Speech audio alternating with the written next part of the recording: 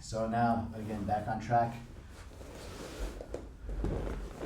We won the underhook. We found the hip. Okay. We were able to switch the hook, but we can't surface. Why? Because every time we come up, our opponent's using this whizzer to keep us down.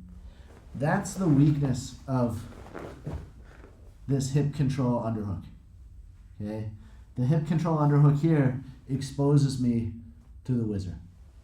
So if I had done like the lapel underhook, he has less control with the whizzer, keeping my arm lower.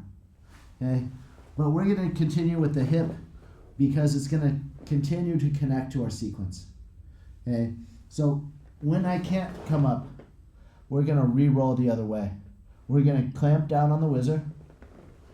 I'm going to dive inside with this arm, and I'm going to scoop my hip into him and clamp my elbows together. So he's being bundled, his hip is bundled, connected to my hip.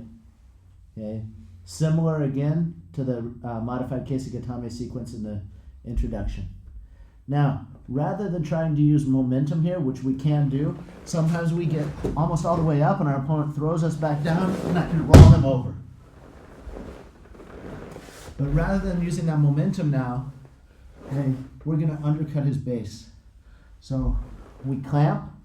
If this lapel is available, you're welcome to grab this lapel. Okay? If not, we clamp. And now our bottom leg, our inside leg, toes on the floor, is going to start to scoop. Scoop. Okay? Again, we're maintaining this hook. Coming on top. Okay? When we come on top, we're going to pull the knee down. Ankle blocks above the knee line.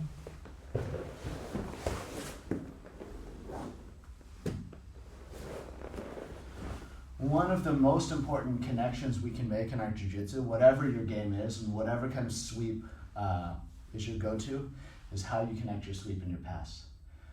So for me, this sequence is kind of the prequel to the pressure passing DVD, the pressure passing sequence, in two important ways. One is our underhook when we sweep will turn into our near side underhook when we're passing. And two is the control with the hook. When we can keep control with that leg, okay, and without releasing it, we can severely limit our opponent's options when we get on top. Okay? And instead of giving them like the ability to scramble and get back to a good guard, we give them only bad choices. Essentially, they can give up the mount, the pass, or their back if we can maintain strong control with the hook. So from here on out, everything we're doing is utilizing that control of the leg with the hook. So now once again, we won the underhook. We shuck our opponent forward, okay, and we get low. We switch the hook. So we've broken their knee down, their knee's pointed to the outside, their hip is pointed to the outside, and we've controlled their hip. Now when we go to surface, okay, he throws in the whizzer with this overhook here that forces me back down. We have an opportunity to use the momentum as he throws us down to dive underneath. Okay. But it's not necessary. Okay. It's great when you can find that timing. Okay. We will look for that timing.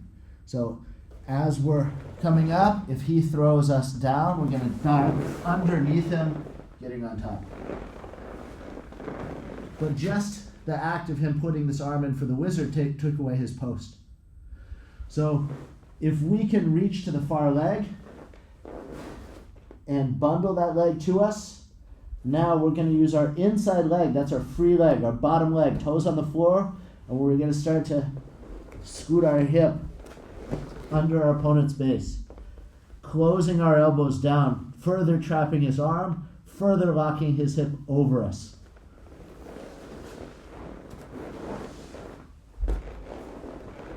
As we get on top, we're maintaining control with this hook. Okay? This is going to determine what angle our opponent's hip can turn and what they're able to do. So, as I get on top, I'm going to keep this hook and keep my hip heavy to the outside of his thigh. Now, I'm going to pull this other leg down. My arm is going to be replaced by my leg. Okay? Even if I get my ankle over his knee, Mark can't pull this knee back. Now, I'm free to come in and block the arm up, and finish the crawl to mount.